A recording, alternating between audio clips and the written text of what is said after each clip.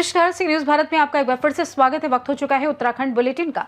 शुरुआत करेंगे देहरादून से, जहां पुलिस ने ऑपरेशन प्रहार के तहत बड़ी कार्रवाई करते हुए एक कथित ड्रग्स तस्कर को गिरफ्तार किया है। अगली खबर भी देहरादून से है, जहां नीट परीक्षा में धांधली और छात्रों के प्रदर्शन के दौरान हुए लाठीचार्ज के विरोध में आम आदमी पार्टी ने घंटाघर स्थित स्वर्गीय इंद्रमणि बडोनी की प्रतिमा के पास धरना प्रदर्शन किया। ऐसी तमाम खबरों पर करेंगे विस्तार से चर्चा।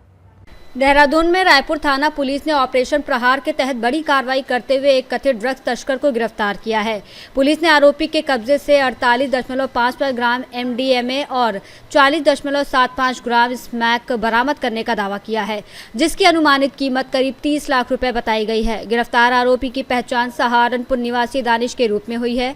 पुलिस के अनुसार आरोपी मादक पदार्थ सहारनपुर से लाकर देहरादून में हाई प्रोफाइल पार्टियों में सप्लाई करने की तैयारी में था। मामले में NDPS एक्ट के तहत मुकदमा दर्ज कर अन्य आरोपियों की तलाश की जा रही है। दून पुलिस ने कहा कि मुख्यमंत्री के ड्रग्स फ्री देवभूमि विजन के तहत नशा तस्करों के खिलाफ अभियान आगे भी लगातार जारी रहेगा। देखिए, दानिश पुत्र नाजीर नाम का ये व्यक्ति है, जिसके द्वारा जो है लगभग 48.55 ग्राम MDMA वो उसने बताया है। अल्कलाइड सब्सटेंस उसके अंदर है, ये हमने जांच की है। और 40.75 ग्राम स्मैक जो है लेके आ रहा था। इसके द्वारा बताया गया है कि ये सहारनपुर से लेके आ रहा था और धन्नू नामक व्यक्ति को जो है यहाँ पे इसको सप्लाई करनी थी। रायपुर पुलिस द्वारा दौरान चेकिंग जो है इसको जो है गिरफ्तार किया गया है और इसके से रिकवरी हुई है। इसमें जो है मुकदमा पंजीकृत कर लिया गया है और अब अग्रिम विवेचनात्मक कार्रवाई की जा रही है। प्रोफाइल के बारे में क्या जानकारी जुटाई जा रही है, क्योंकि काफ़ी हाई प्रोफाइल ड्रग्स है, तो इनसे आप पुलिस किस तरह से ट्रैक करेगी? नो डाउट, चूँकि ये काफ़ी सेंसिटिव मैटर है और MDMA एक हाई प्रोफाइल ड्रग है, तो इसमें जो है जो भी साइंटिफिक टूल्स हैं, जैसे कि IPDR इसका एनालिसिस हुआ, इसका CDR एनालिसिस हुआ, इसके बैंक खातों की एनालिसिस हुआ और इसका जो पास्ट क्रिमिनल रिकॉर्ड है उसके बारे में भी जो है पुलिस जानकारी करेगी और इसमें अग्रिम कार्रवाई की जाएगी। ऐसा कुछ बताया है कि पार्टीज कहाँ होनी थी और कौन इसे ऑर्गेनाइज करता, कहाँ ये खबर? नहीं, देखिए, ये तो सप्लायर था जैसा कि इसके द्वारा बताया गया और किसी एक धनु नाम के व्यक्ति को इसको सप्लाई करना था, तो उसकी अभी इसको जानकारी उसकी जानकारी की जा रही है। देहरादून से सीनू संवाददाता प्रवचन सिंह की रिपोर्ट। देहरादून में नीट परीक्षा में कथित धांधली और छात्रों के प्रदर्शन के दौरान हुए लाठीचार्ज के विरोध में आम आदमी पार्टी ने बुधवार को घंटाघर स्थित स्वर्गीय इंद्रमणि बडोनी की प्रतिमा के पास धरना प्रदर्शन किया।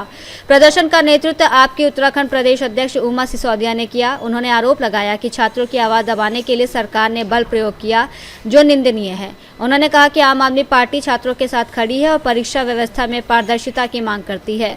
सिसोदिया ने केंद्र सरकार पर युवाओं के भविष्य के प्रति संवेदनशील नहीं होने का आरोप लगाते हुए केंद्रीय शिक्षा मंत्री धर्मेंद्र प्रधान के इस्तीफे की मांग की।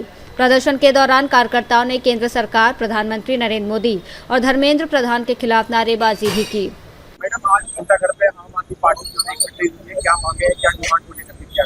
देखिए, जिस तरीके से हमारे बच्चों पर बर्बरता हुई है, दिल्ली में जो हमारे बच्चे बैठे हुए थे, शांतिपूर्ण तरीके से अपना अनशन कर रहे थे और अपनी मांग को लेकर वहां पर डटे हुए थे, जिस तरीके से बर्बरतापूर्ण व्यवहार मोदी सरकार ने उनके खिलाफ किया है, हम उसके विरोध के लिए आज यहाँ पर खड़े हुए हैं। एक बार हमें जलियांवाला बाग कांड की याद इस कांड को देखकर आ चुकी है। जलियांवाला बाग में जिस तरीके से गोलियां बरसाई थी, उसी तरीके से मोदी जी ने भी संसद के सामने AK-47 के को लेकर वहां पर जवान खड़े कर दिए थे। आज हम स्वतंत्र भारत के नागरिक हैं, हमारे शहीदों ने अपने प्राणों की आहुति देकर स्वतंत्रता को पाया है।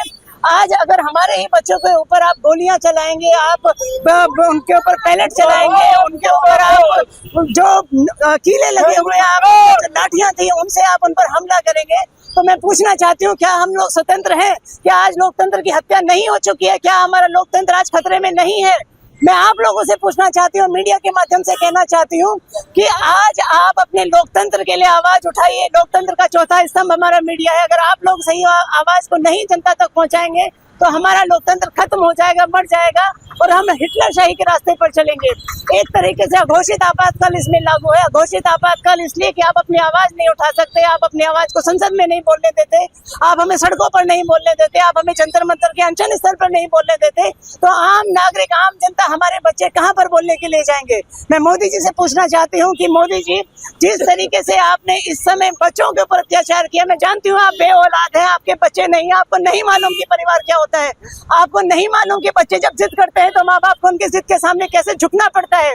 मैं ये नहीं कहती हूँ कि आप बच्चों की गलत बातों को मानिए, लेकिन आप चूंकि अभिभावक है इस देश के, आप माता है, आप पिता है, आपको जनता ने वोट दिया है, आप अपने बच्चों की आवाज को सुनिए। बेऔलाद शासक इस तरीके से एक्ट नहीं कर सकता जिस तरीके से आप कर रहे हैं। अपने मन में थोड़ी सी तो ममता जगाइए, अपने अहंकार को आप छोड़ दीजिए। ईश्वर बैठा है, हम माओ की बद्दुआएं अगर आपको लग गई मोदी जी तो आप चैन से जी नहीं पाएंगे। क्योंकि पार्टी के अंदर इस्तीफे नहीं होते, मोदी जी तो बहुत जल्दी आप संसद से दोबारा भागते हुए दिखाई देंगे। इस बार तो शायद आपको किसी तरीके से आपकी जो सेना है, जो फोर्स है, जो मिलिट्री, जो पैरामिलिट्री और जो आपके जो गुंडे वहां पर भेजे हुए उन्होंने आपको बचा लिया। अगली बार ये जन सैलाब आपकी संसद तक पहुंच गया तो आप मुझे ये बताइए कि जितने देशों की आप यात्रा कर रहे हैं, जाकर कौन से देश में छुपेंगे। देहरादून से सीनू संवाददाता प्रवचन सिंह की रिपोर्ट। फिलहाल के लिए इस खास बुलेटिन में बस इतना ही।